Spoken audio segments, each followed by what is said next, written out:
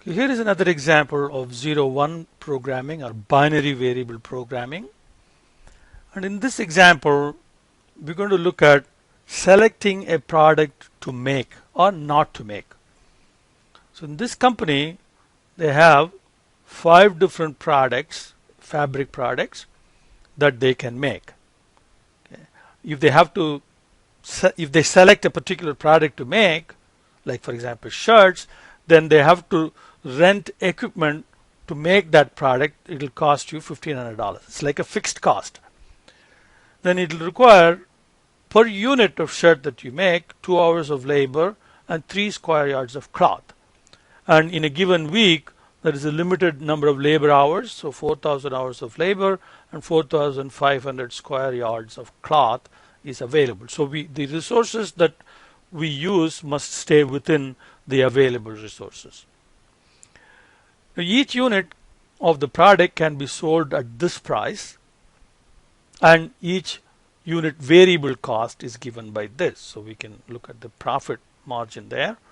And of course, we want to select products to make and then determine how many units of each of the selected products that we need to make, such that the profit is maximized and the labor hours needed and the cloth needed are within the available limits. So the selection part is where we will be using 0-1 variable. So which product to select. Okay. So 0 if this one is not selected, 1 if it is selected. And if it is selected, then we have to also determine how many units that we have to produce of that product. So now let's go to Excel file and take a look at the data. So here is our input, labor hours needed and cloth needed for these 5 different products. So these are input, selling price, variable cost and fixed cost for equipment. So these are inputs as well, and these are dollar amounts. So let me make it into dollar and remove the decimal places. Okay. Now here we have 2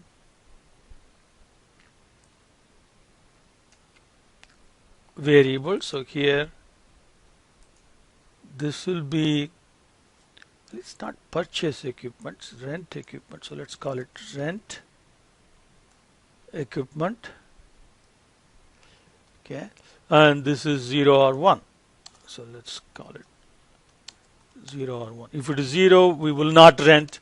If it is 1, then we will rent and make the product. And this is the number of units we're going to produce.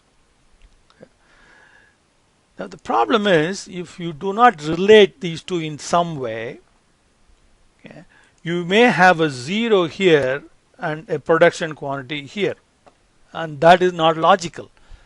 Okay. If it is 0 here, then the units produced must also be 0. If it is 1 here, then only the quantity for units produced can be greater than 0. So we have to somehow come up with a logical limit and make sure that it stays within that logical limit, which is, if this is 0, the logical limit should be 0. If it is 1, then it should be a large number, so you can stay within the units produced. So one way of doing that is simply multiplying this with a large number. So for example, say 10,000 times that. So if this is 1, then this will be 10,000. If it is 0, this will be 0, then the units produced will be 0. Okay. If it is 1, then there is this value can be allowed to increase up to 10,000.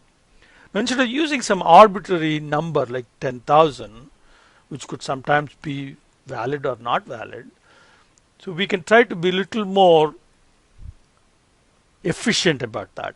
Okay, and for that we're going to look at the 2 resources that are available, labor and cloth.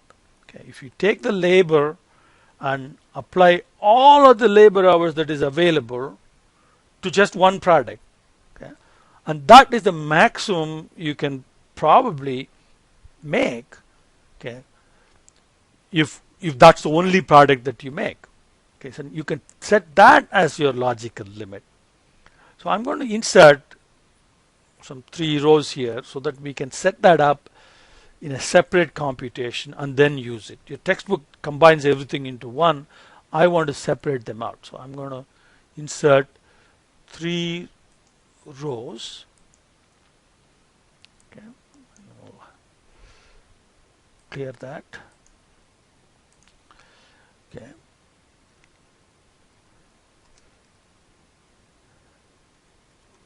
Maximum limit labor, and we'll do maximum limit cloth.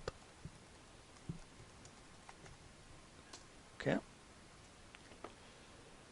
And let's give names here for labor hours. We'll define name. Labor available, and this will be cloth available.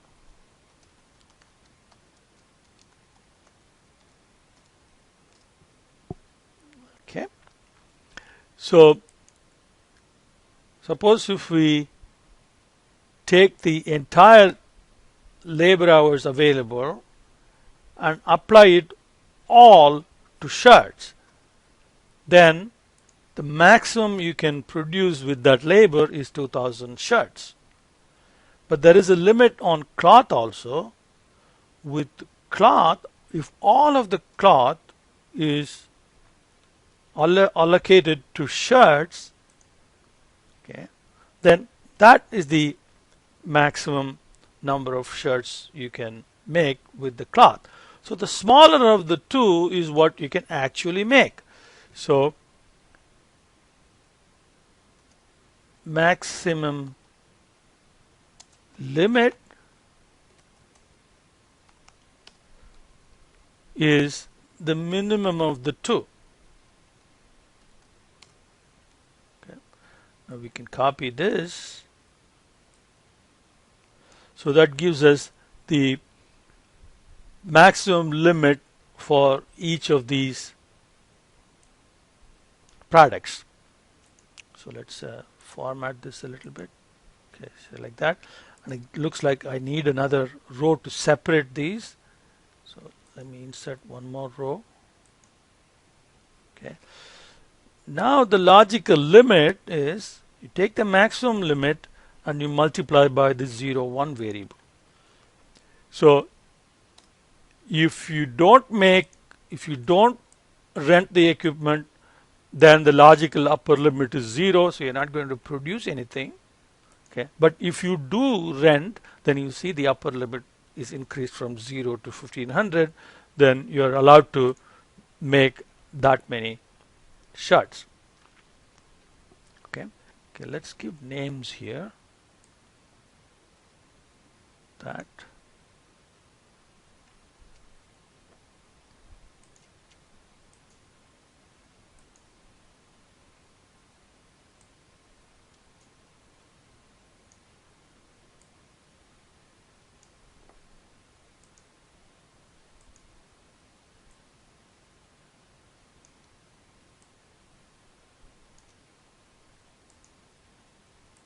So we do some product of units produced, comma, labor hours. So this will give us the total labor hours that we will require, and then some product of units produced with cloth required.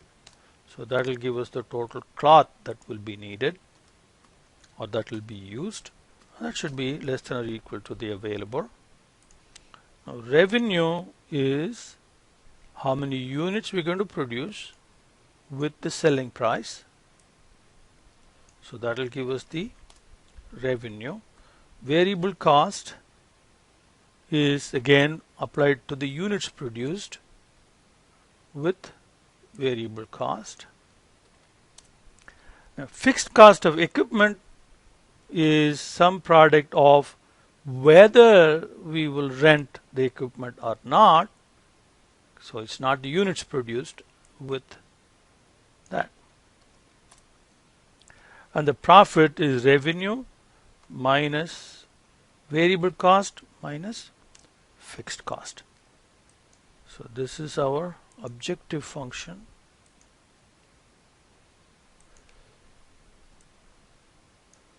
Let's give names.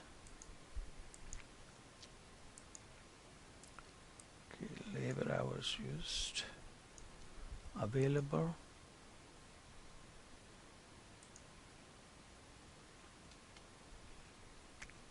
All right, so let's do solver. Objective function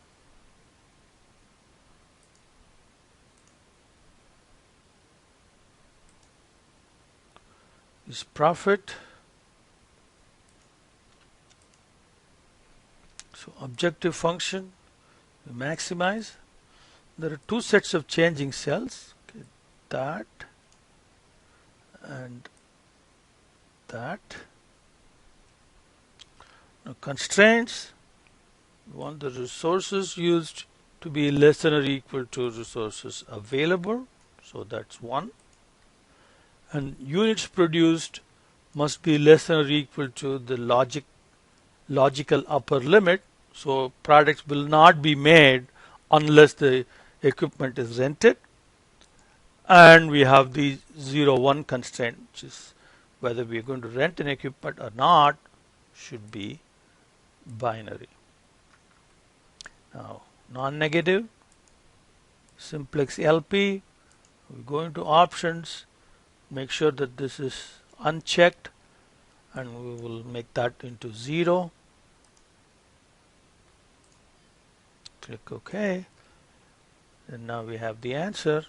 So we're going to produce shirts and jackets, but the problem is we have non-integer values for units produced. So if you want integer values here, you have to go back into solver and add one more constraint, which is units produced is int, integer. Okay. Now this is going to take a little longer to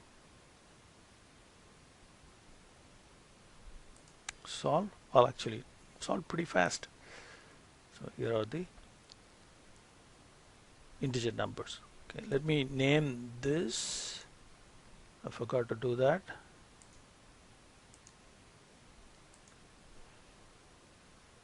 So in solver you'll have all names.